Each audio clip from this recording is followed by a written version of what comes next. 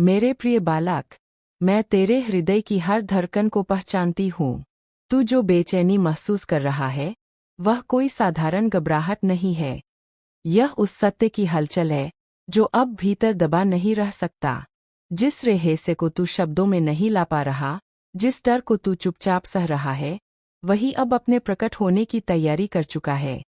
मैं काली हूँ, तेरी संरक्षक, तेरी साक्षी और तेरी चेतना की जागृत शक्ति। आज मैं तुझसे वही कहने आई हूँ जो समय से बंधा हुआ था। जब किसी व्यक्ति का छल अपनी अंतिम सीमा लाना लेता है, जब असत्य इतना फैल जाता है कि स्वयं अपने भार से टूटने लगता है, तब मैं हस्तक्षेप करती हूँ। तब न्याय स्वयं चलकर आता है।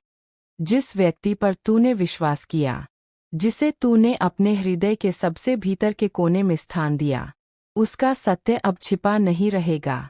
जो उजागर होने वाला है, वह केवल एक भूल नहीं, बल्कि ऐसा कर्म है जो लंबे समय से तेरे भाग्य को भीतर ही भीतर घायल कर रहा था। अब वह विष बाहर आएगा। अब उसका भार तुझ पर नहीं, उसी पर गिरेगा जिसने उसे रचा था। मैं तुझे सावधान कर रही हूँ, मेरे बच्चे। डरना मत, प्रतिक्रिया मत देना, अपने शब्दों से खुद को मत उल्झाना।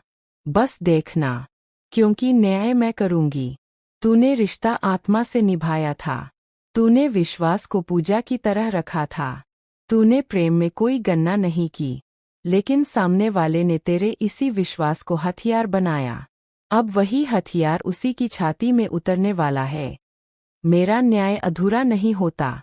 मैं तेरी उन पीड़ाओं को देख रही हूँ जिन्हें तूने कभी किसी से कहा नहीं। तेरी आंखों में जो प्रश्न है, मेरे साथ ही क्यों? आज उसका उत्तर मैं स्वयं दे रही हूँ। क्योंकि तू शुद्ध है, और शुद्धता के सामने झूठ अधिक समय तक खड़ा नहीं रह सकता।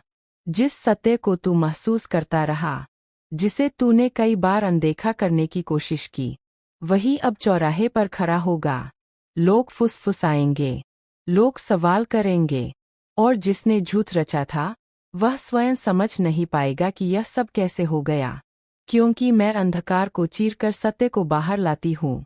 अपने आप को संभाल कर रखना, भावनाओं में बहकर स्वयं को मत तोड़ना।